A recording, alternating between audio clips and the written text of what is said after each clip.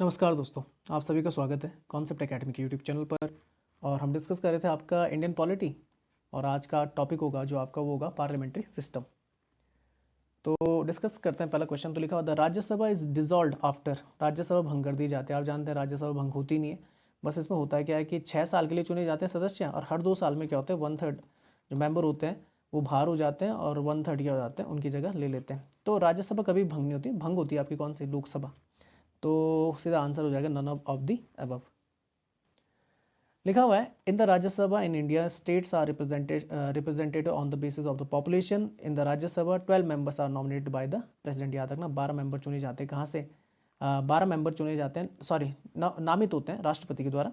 From the person having the special knowledge और the practice experience of the literature से होना चाहिए, science art and social work से होना चाहिए।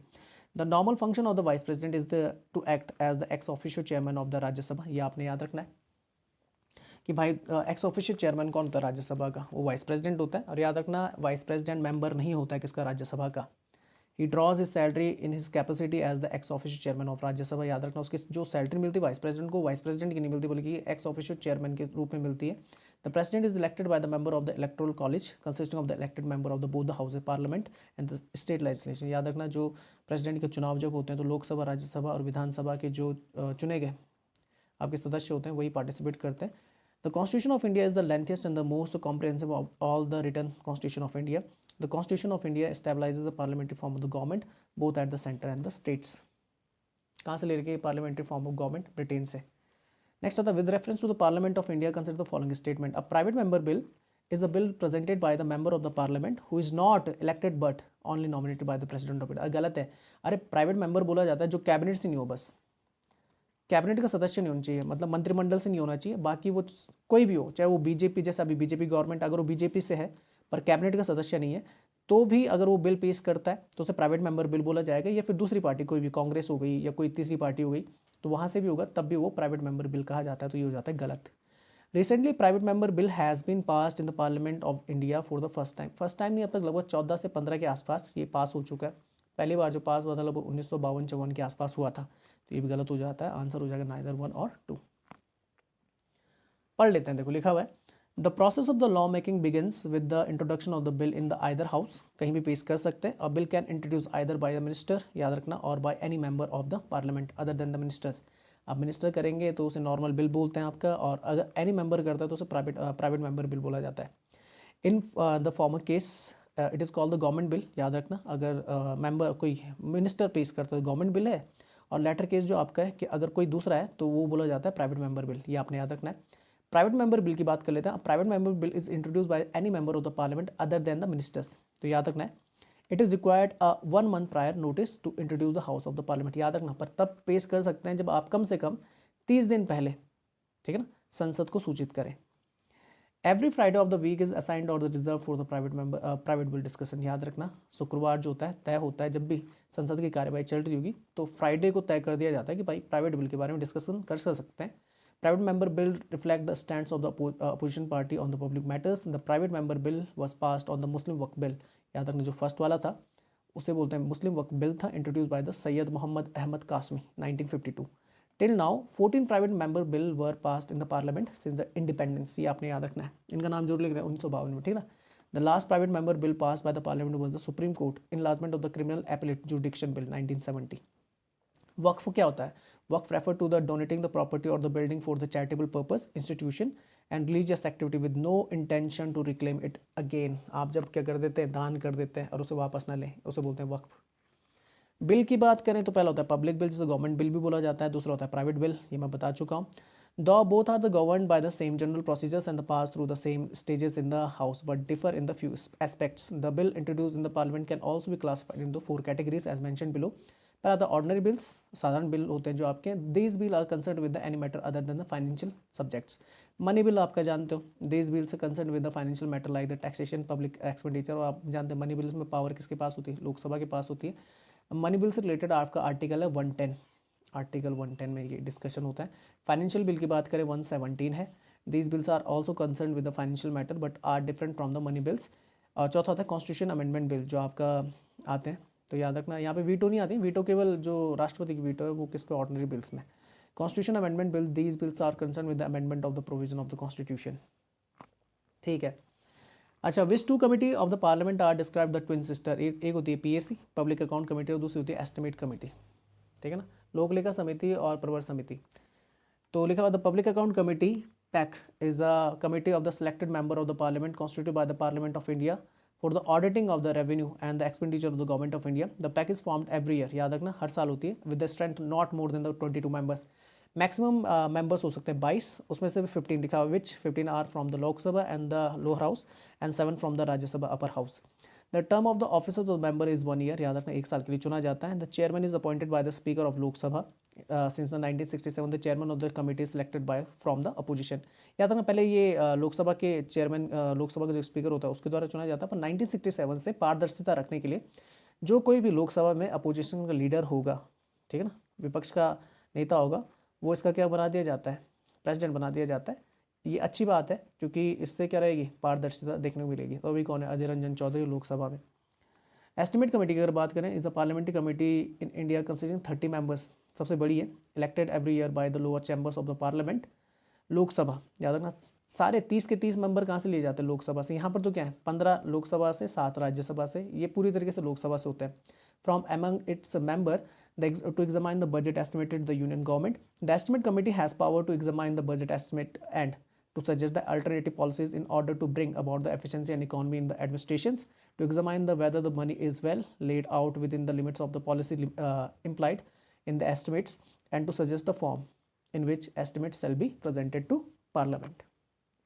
तीसरी आती है committee on the public undertaking, public account नहीं, public undertaking is the committee of the selected members. इसमें भी उतने होते हैं, 22 ही होते हैं आपके, ठीक है ना, वही आपका क्या 15 और 7 Lok Sabha Rajya Sabha. By the parliament of India for the purpose of examining the report and accounts of the public sector undertaking as specified in the 4th schedule, the rules of the procedures and the conduct of the business in the Lok Sabha. अच्छा, which of the following statement is are correct about the sessions of the parliament? The maximum gap between the two sessions of the parliament cannot be more than 6 months, बिल्कुल सही है, 6 महीने से ज़्यादा gap नहीं हो सकता दो कार्रवाई के बीच में संसद की। और लिखा when the house is adjourned without naming a day for assembly, मतलब जब क्या कर दिया जाता है, एडजर्न कर दिया जाता है हाउस को, किसी भी हाउस, लोकसभा राज्यसभा किसी को भी एडजर्न कर दिया जाता है, तो वो assembly without naming a day बोला जाता है कि अगर स्थगित कर दिया जाता है, बताया नहीं जाता कितने समय के लिए किया जा रहा है, तो उसे एडजर्न कहा जाता है या एडजर्नमेंट कहा जाता है। गलत है। एडजर्नमेंट में क्या होता है कि आपको मेंशन करना होता है कि कब से दोबारा मिलेगी, ठीक है ना, सदन फिर दोबारा कब मिलेगा।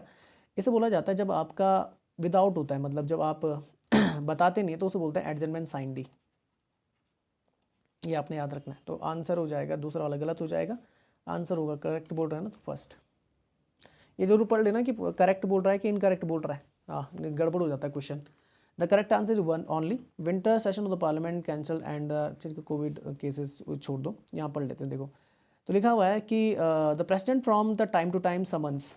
अब समन कौन करता है, याद रखना, बुलाना प्रेसिडेंट करता है, समन का काम होता है प्रेसिडेंट का। Each house of the parliament to meet but the maximum gap between the 2 sessions of the parliament can not be more than the 6 months। In other word the parliament should meet at least twice a year, कम से कम साल में 2 बार मिले। आप जानते हैं 3 session होते हैं, मानसून एक बजट सेशन होता है, मानसून होता है, एक विंटर सेशन होता है। These are usually 3 session in the year are held. पहला था budget session February to May, monsoon session July to September, winter session November December. A session of the parliament is period spanning between the first sitting of the house and it is a prorogation or dissolution in the case of the Lok Sabha. During a session of the house meet every day to transact work. The period spanning between the prorogation of a house and its assembly is a new session is called the recess. ठीक है ना, तो याद रखना जो बीच का time होता है किसका प्रोरोगेशन और किसका रिसेंबल का, उसको रिसेस कहा जाता है। एडजर्नमेंट की बात करें तो a session of the parliament consist of the many meetings, each meeting of a day consist of the 2 sitting, that is the morning sitting of the 11 to 1 and the post lunch sitting is the 2 to 6.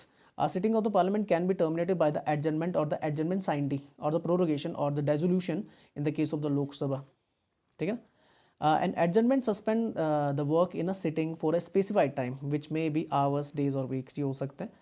और adjournment sine D की अगर बात करें, terminating sitting of the parliament for the indefinite period, जब समय नहीं बताया जाता।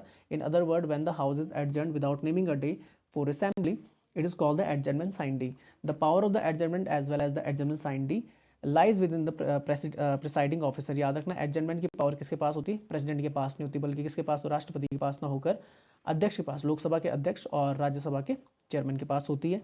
ही can also a sitting of the house before the date और time to which it has been adjourn और at any time after the house has been adjourn sine die. Prorogation ये कौन करता है? आपका द प्रिसाइडिंग ऑफिसर स्पीकर और the chairman declares the house adjourn sine die when the business of the session is completed with in the next few days the president issue the notification या the prorogation. ठीक है ना, ये प्रोरोगेट कर देता है, मतलब सत्रावसान जिसे बोला जाता है, ये कौन करता है? देखो सत्रावसान और सत्र को बुलाना, समन समन और प्रोरोगेशन ये पावर प्रेसिडेंट के पास है, और एडजर्न की पावर है किसके पास? रिलेटेड हाउस के स्पीकर और चेयरमैन के पास है। The prorogation of the session however the president can also prorogue the house while in the session. ठीक है, आगे चलते हैं। Which committee to following is the largest committee of the parliament? मैंने बताया था ये होती है आपकी एस्टिमेट कमेटी। 30 मेंबर होते हैं इसमें टोटल। 30 के 30 कहाँ से होते हैं? लोकसभा से होता है। ठीक है ना, ठीक है, आगे चलते हैं, पढ़ लेते हैं। देखो लिखा हुआ है एस्टिमेट कमेटी की बात करें 30 members, all these members are from the Lok Sabha. अभी पूरा चीज़ पढ़ लिया था, फिर से पढ़ लेते हैं। This committee try to report the economic and the efficiency in the expenditure. The member are elected by the Lok Sabha member from the among themself every year by the principal और the of the proportional representation by means of a single transferable votes so that all the parties get a due presentation in it. A minister can not be elected as a member. याद रखना कोई जो minister होता है वो इसका member नहीं हो सकता। Chairman of the estimate committee दूसरे होंगे। Public account 22 members, 15 from Lok Sabha, 7 from the Rajya Sabha. और फिर वही चीज़ें, minister can not B member of the pack. जो चेयरमैन होता है अपॉइंटेड बाय द स्पीकर, और हमेशा कौन होता है? चेयरमैन फ्रॉम द अपोजिशन से होता है। पैक जो होती है एग्जामाइन करती है 3 ऑडिट रिपोर्ट्स को। तो लिखा PAC examine the 3 audit reports of the CAG controller and auditor general submitted to president. वाइस पहले आती है audit report on the appropriation accounts, फिर आती है आपकी फाइनेंशियल अकाउंट्स, और तीसरी आती है पब्लिक अंडरटेकिंग। याद रखना appropriation account, financial account and public undertaking से रिलेटेड होती है। अब पब्लिक अंडरटेकिंग की बात करें, इसमें भी 22 मेंबर्स होते हैं आपके, ये थोड़ा दिमाग में रखना। और इसमें भी कोई मेंबर मिनिस्टर के नहीं हो सकता आपका कोई बिकम चेयरमैन, ये याद रखना आप लोग। और क्या ऑडिट करता है मैंने बता दिया। पैटिशन की अगर बात करें, पैटिशन में दोनों तरफ से हो सकते हैं, लोकसभा राज्यसभा से लिए जा सकते हैं। लोकसभा से आप मैक्सिमम कितने ले सकते हैं? 15, और राज्यसभा से आप 10 ले सकते हैं। तो टोटल मिला के पैटिशन में कितने होते हैं? 25। ठीक है ना, ये अलग है तो ये से याद कर लेना। The member of these committees are nominated by the speaker and chairman. याद रखना ये नॉमिनेटेड होते हैं चेयरमैन स्पीकर के थ्रू। The major function of its committee to examine the every petition refer to it and if the petition complies with the rules to direct that to be circulated. चलो आगे चलते हैं। The joint sitting, joint sitting आती है article 108 में, 3 बार बुलाई गई है, मैंने बताया था। Both houses is chaired by, जब क्या होता है लोकसभा राज्यसभा एक जगह बिल फंस जाए तो राष्ट्रपति बुला सकता है। ठीक है ना, तो joint sitting of the both houses chaired by, बुलाता तो कौन है? प्रेसिडेंट ऑफ इंडिया, और चेयर करता है याद रखना स्पीकर ऑफ लोकसभा। ठीक है ना, हाँ। तो लिखा हुआ the joint sitting of the parliament is called by the president, 108 article है। It is presided over by the speaker of Lok Sabha in his absence, presided over by the deputy speaker of Lok Sabha. और अगर वो भी ना है तब आता है deputy chairman of the Rajya Sabha. The chairman doesn't preside over the joint session. याद रखना चेयरमैन, उपराष्ट्रपति नहीं करता इसको चेयर। तो या तो फिर क्या करेगा? स्पीकर करेगा, फिर डेप्यूटी स्पीकर करेगा, या फिर डेप्यूटी चेयरमैन करेगा राज्यसभा का। Doesn't presided over the joint session. If any of the above officer are not present then any other member of the parliament can presided by the consensus of the both the houses. फिर राष्ट्रपति किसी को भी चुन सकता है। The parliament of India bicameralism पे आधारित है, मतलब क्या द्विसदनीय है। The concurrence of the both houses required to pass any bill, और आप जानते हैं कि दोनों की सहमति बहुत जरूरी है, खासकर जो साधारण बोल सकते हैं विधेयक होते हैं। ठीक है ना, फिर आता है आपका ऑर्डिनरी बिल जो होते हैं। There may be some situation of deadlock between the upper house and the lower house, therefore the constitution of India provide the joint sitting of the both houses. तो मैंने बताया था कि dowry provision act था, दूसरा आपका कौन सा था? बैंकिंग रेगुलेशन एक्ट था, और एक आपका कौन सा था? ये आपका एंटी टेररिज्म वाला था।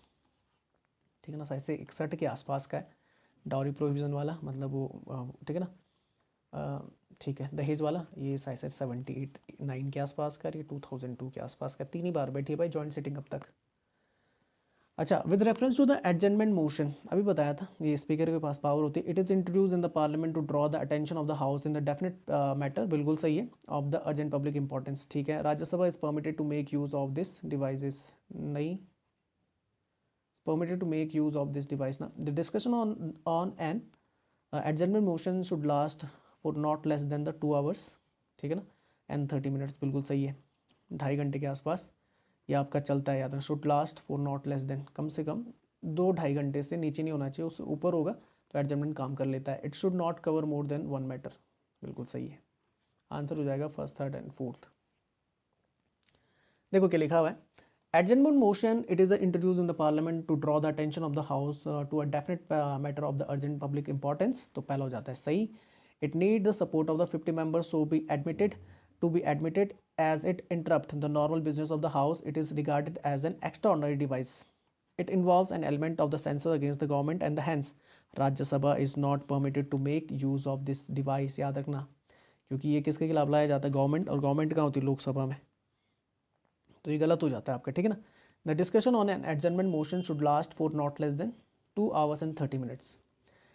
The right to move a motion for an adjournment of the business of the house is subjected to following restrictions। It should raise a matter which is definite, factual, urgent and of public importance। तब हो सकता है it should not cover more than 1 matter, याद रखना एक से ज़्यादा matters को कवर नहीं करेगा एक टाइम पे। It should be restricted to a specified matter of the recent occurrence and should not be framed in the general terms। It should not raise the question of privilege। It should not revive discussion on a matter that has been discussed in the same session। It should not deal with any matter that is under the adjudications by the court। It should not raise any question that can be raised a distinct motion। अच्छा, 0 hour is a working of the Indian Parliament means the first hour of the session, नहीं, first hour जो होता है question our होता है। when privilege motion are accepted, नहीं, hour before the question hour, नहीं, question hour से start होता है आपका, the time immediately following the question hour, बिल्कुल सही, क्वेश्चन आवर के बाद होता है। तो 0 hour, it was introduced in the parliament in the 1962। it is the time when the member of the parliament can raise an issue of the urgent public importance। it immediately after the question hour and last until the agenda for the day is taken up। in other words, the time gap between the question hour and the agenda is known as the 0 hour। It is not mention in the rules of the procedures. याद रखना, बोल सकते हैं संसदीय जो प्रक्रिया की जो किताब है, रूल बुक है, उसमें मेंशन नहीं है। क्वेश्चन आवर की अगर बात करें तो first hour the every parliamentary sitting is slotted for this. During this time the member ask question and the minister use give answer, ठीक है ना, मिनिस्टर्स को उसका क्या देना होता है, आंसर देना होता है। तो question are 3 kind, start question, unstart, short notice question आते हैं। स्टार्ट क्वेश्चन होते हैं डिस्टिंग्विश बाय एन, ठीक है ना, एस्टेरिस्क, ठीक है ना। तो लिखा हुआ है रिक्वायर्स एन ऑरल आंसर। याद रखना, स्टार्ट क्वेश्चन में ऑरल आंसर दिया जाता है, मौखिक तौर पे आंसर दिया जाता है, और सप्लीमेंट्री क्वेश्चन पूछे जा सकते हैं, मतलब आप दोबारा से क्या कर सकते हैं, क्रॉस क्वेश्चनिंग कर सकते हैं।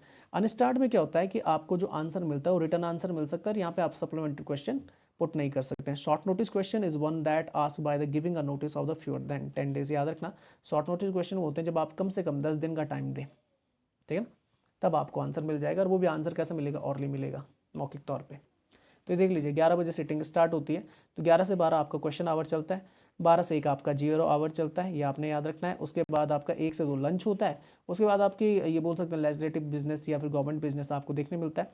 लोकसभा में चलता है आपका 6 तक, और राज्यसभा में 5 बजे तक कार्यवाही चलती है। तो यहाँ पर क्या होता है, अगर देखो ना, 2 से 5 या 2 से 6 तक क्या होता है, यहाँ पे कानून बनाए जाते हैं, बजट को पास किया जाता है, ये सारी चीज़ें आपकी होती हैं।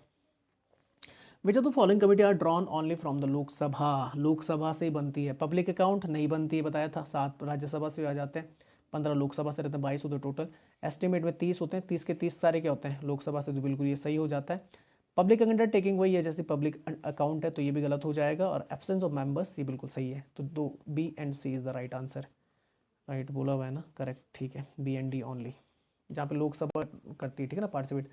कमेटी ऑन एस्टिमेट बता चुका हूँ, 30 मेंबर्स होते हैं, इसके बारे में डिस्कस करके फ़ायदा नहीं। और अब्सेंस ऑफ मैटर की अगर बात करें तो it examine every case where a member has been absent for a period. अब देख लीजिए, बिना किसी, आप बोल सकते हैं आप 60 दिन से, बोल सकते हैं बिना बताए आप 60 दिन से ज़्यादा संसद की कार्यवाही में अनुपस्थित नहीं रह सकते। उसके बाद आपकी सदस्य जाने का क्या रहेगा, खतरा रहेगा। अगर हाँ बता के कर सकते हैं 60 दिन से ज़्यादा, ठीक है ना, पर कितना है भाई, मैक्सिमम 60 days आप संसद से अनुपस्थित रह सकते हैं बिना बताए, ये लिखा हुआ है। absent for a period of the 60 days or more without permission from the sitting of the house, the committee exists only in the Lok Sabha and consists of 50 members।